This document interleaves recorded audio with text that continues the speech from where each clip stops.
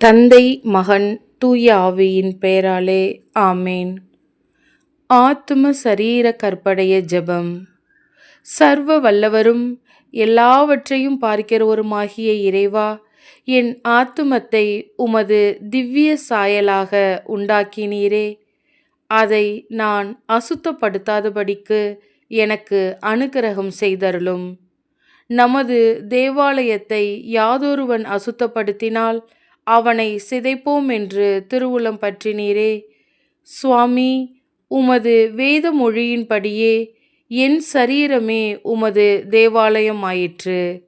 இதிலே உமது இஷ்ட பிரசாதத்தினால் தேவரீருடைய தூய ஆவியானவர் வாசம் செய்ய சித்தமாயிருக்கிறதுமன்றி, அநேக முறை உம்முடைய திருமகனாகிய இயேசுநாதரும் திவ்ய நற்கருணை வழியாக எழுந்தருளி வந்து இதனை அர்ச்சித்தருளினார்.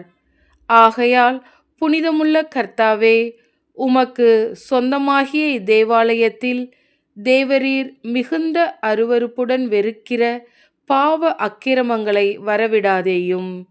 கற்புக்கு விரோதமான ஒரு அற்ப மாசும் என் ஆத்துமத்திலாவது சரீரத்திலாவது உண்டாகாதபடி கிருபை செய்தருளும். என் திவ்ய இரட்சகரான இயேசுவே, இந்த விலைமதியாத புண்ணியத்தை அனுசரிக்க உமது விசேஷமான அனுக்கிரகம் வேண்டியிருக்கிறதினால், கற்பை விரும்புகிறவரும் கன்னியர்களுக்கு நிறைந்த தயையுள்ள அரசரும் ஆகிய தேவரீர் பாதத்தில் இந்த தூய்மையான புண்ணியத்தை கேட்கிறேன். நான் என் புத்தி நிலையை திடமாய் ஒழுங்குபடுத்தி என் பொறிகள் ஐந்தினையும் எந்நேரமும் அடக்கி பாவ சமயங்களையெல்லாம் தைரியமாக விலக்கி ஆலோசித்து ஒரு அற்ப குற்றத்தின் சாயலுக்கு முதலாய் அஞ்சி நுணுக்கமான பக்தியுடன் நடந்து மிக பூஜ்யமும் மழுங்குவதற்கு எளிதுமாயிருக்கிற இந்த புண்ணியத்தை பழுதில்லாமல் காப்பாற்ற அனுக்கிரகம் செய்தருளும். மகா தூய்மையுள்ள மாதாவே, எனக்கு அடைக்கலமாயிரும்.